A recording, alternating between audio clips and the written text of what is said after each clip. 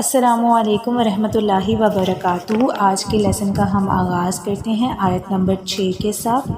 اعوذ باللہ من الشیطان الرجیم، بسم اللہ الرحمن الرحیم۔ خلق پیدا کیا گیا، من ماء ایک پانی، دافق اچھلتے ہوئے، یخرج جو نکلتا ہے، من بین درمیان سے، صلبی پیٹھ، والترائب اور سینے کے، انہ تحقیق وہ، علی اس کے، رجعہ دوبارہ لوٹا لانے پر، لقادر البتہ قادر ہے۔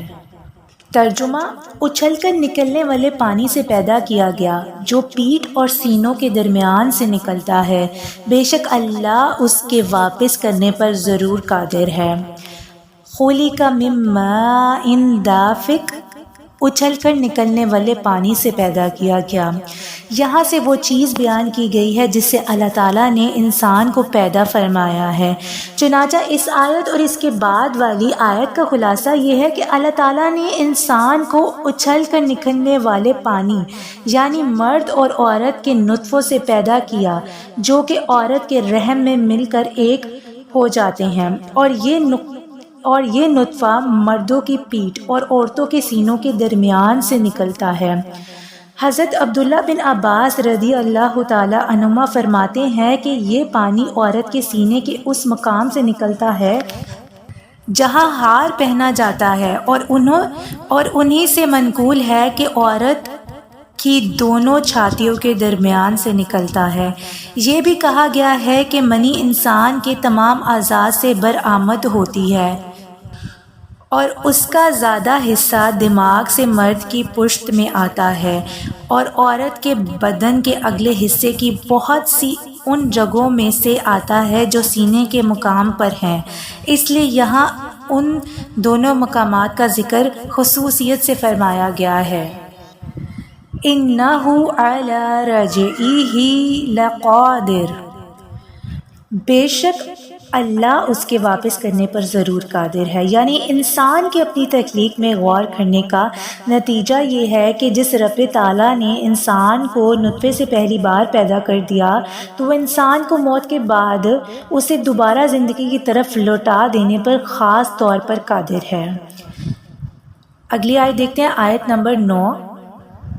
یوم جس دن تبلا جانچے جائیں گے، السرائر بھید، فما پس نہیں، لہو واسطے انسان کے، من کوئی، قوت ولا اور نہ ناصر مددگار۔ ترجمہ: جس دن چھپی باتوں کو جانچا جائے گا تو آدمی کے پاس نہ کچھ قوت ہوگی اور نہ کوئی مددگار ہوگا۔ یوم تبلی السرائر، جس دن چھپی باتوں کو جانچا جائے گا۔ اس آیت اور اس کے بعد والی آیت کا خلاصہ یہ ہے کہ جس دن چھپی باتوں کو ظاہر کر دیا جائے گا تو اس دن مرنے کے بعد دوبارہ زندہ کیے جانے کا انکار کرنے والے آدمی کے پاس نہ کوئی ایسی قوت ہوگی جس سے وہ عذاب کو روک سکے گا، اور نہ اس کا کوئی ایسا مددگار ہوگا جو اسے اس عذاب سے بچا سکے گا۔ چھپی باتوں سے مراد عقائد، نیتیں اور وہ اعمال ہیں جن کو آدمی چھپاتا ہے، اور قیامت کے دن اللہ تعالیٰ ان سب کو ظاہر کر دے گا۔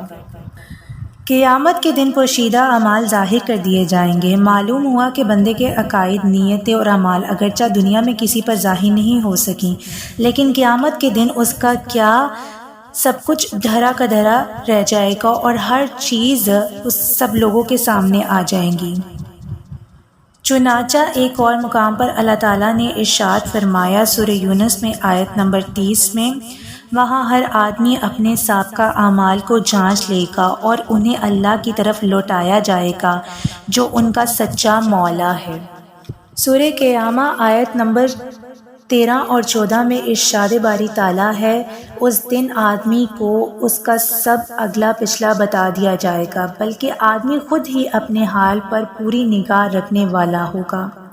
لہٰذا ہمیں کیا چاہیے؟ ہمیں چاہیے کہ ہم اپنی ظاہری اعمال درست کرنے کے ساتھ ساتھ اپنی باطنی اور پوشیدہ اعمال کو بھی درست کریں تاکہ قیامت کے دن لوگوں کے سامنے رسوا ہونے سے بچ سکیں۔